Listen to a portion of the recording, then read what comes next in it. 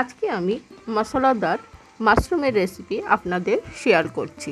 খুবই সহজ পদ্ধতিতে আর ঘরে থাকা উপকরণ দিয়ে রেসিপিটা বানিয়েছি।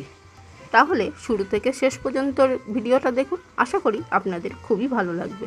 রেসিপিটা করার জন্যে আমি 250 গ্রাম মাশরুম নিয়েছি। মাশরুমটাকে এবার প্যাকেট থেকে বার করে ভালো করে ধুয়ে নেব।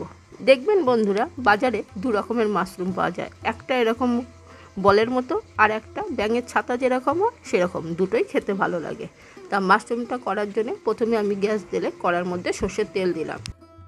তেলটা গরম হয়ে গেছে, গোটা গরম মশলা ফোড়ন দিলাম আর দিচ্ছি পেঁয়াজ। পেঁয়াজটা একটু বেশি পরিমাণেই দিলাম। পেঁয়াজটা নেড়ে চেড়ে লাল করে ভেজে নেব। পেঁয়াজটা ভাজার সময় অল্প একটু চিনি দিলাম। চিনি দিলে দেখবেন নুন ঝাল এগুলো ব্যালেন্স হয়ে যায়। আর মাশরুমগুলো কিভাবে কাটবো আপনাদের দেখিয়ে দিচ্ছি। যেগুলো একটু বড় হবে সেগুলো 4 টুকরো, আর যেগুলো ছোট সেগুলো আমি 2 টুকরো করে নিচ্ছি।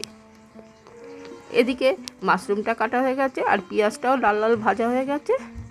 এবার দিচ্ছি আদা রসুন বাটা, দিয়ে আদা রসুনটা ভেজে নিচ্ছি যতক্ষণ না কাঁচা গন্ধটা যাচ্ছে। আদা রসুনের কাঁচা গন্ধটা চলে গেছে। একখানা টমেটো কেটে রেখেছিলাম, সেই টমেটোটাও দিয়ে দিলাম। টমেটোটা দেওয়ার পর কিছুক্ষণ নেড়ে চেড়ে ভেজে নিলাম। টমেটোটা গলে গেছে।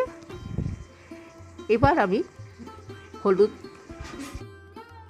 লঙ্কার গুঁড়ো, জিরার গুঁড়ো আর দেব ধনের গুঁড়ো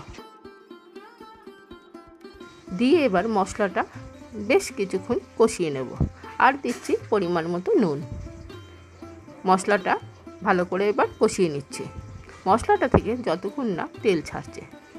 আর দেখবেন যে কোনো রান্নায় মশলা যত কষাবেন তরকারিটা টেস্ট হবে। মশলাটা কষানো হয়ে গেছে, তেল ছেড়ে দিয়েছে।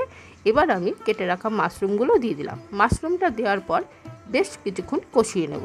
দেখবেন বন্ধুরা, মাশরুম দু রকমের হয়, তো এই মাশরুমটার জলের ভাগটা একটু কম বেরোয়, আর যেটা ছাতার মতো সেটা জল বেশি বেরোয়।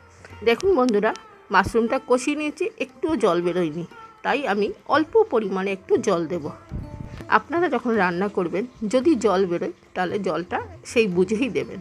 জলটা টেনে মাখা মাখা যতক্ষণ না হচ্ছে রান্নাটা করে নেব। দেখুন বন্ধুরা, জলটা টেনে গেছে। এবার গরম মশলা দিলাম, দিয়ে ভালো করে নেড়ে চেড়ে নামিয়ে নেব। আশা করি আজকের রেসিপিটা আপনাদের ভালো লেগেছে। ভালো লাগলে বাড়িতে বানাবেন, বানিয়ে কেমন লাগলো আমাকে কমেন্ট করে জানাবেন। আর পারলে বন্ধুদের সঙ্গে একটু শেয়ার করবেন।